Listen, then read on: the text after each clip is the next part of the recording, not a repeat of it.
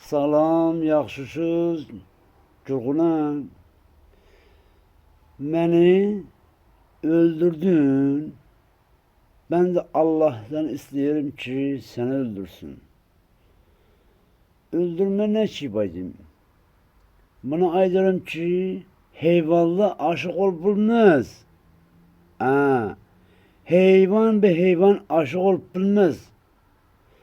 Veli insanda bir mağız var, bir kalp var. Sen benim kalbimi sındırdın. Güle bak, benim kalbimi sındırdın. Ben bunu YouTube'da koyaram ki gölle. Ben o gizlerden özümü öldürecek ettim. Ne peşiman oldum. Ne sen beni sevmiyorsan. Sevme. Gez yana yana parabundu. Sen özün ne fikirledin? Sen zeng vurdun bana. Yok. Ben sana demişim ki aşık terane oku. Sen özün fikir ettin ki ben sana aşığım. Akbaba bizarım sen yüzünden. Ama ben terane oku dedim. Ne ki ben sana aşığım. Yo. Ben sana aşık değilim.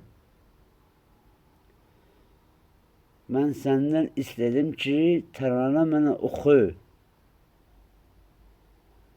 Bir yıl, 2 yıl aytmışam ki bir terane oku aşıgane.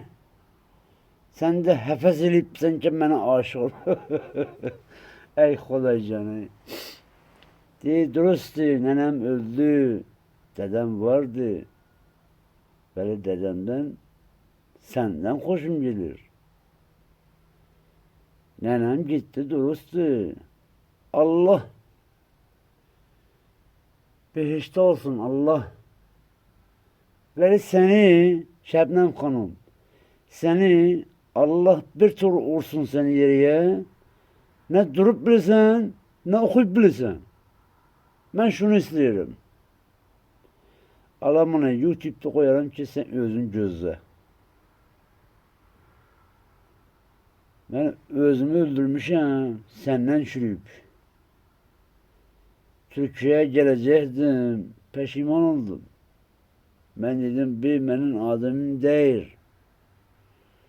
Sen pisen. Kalbin pisti. Allah Teala her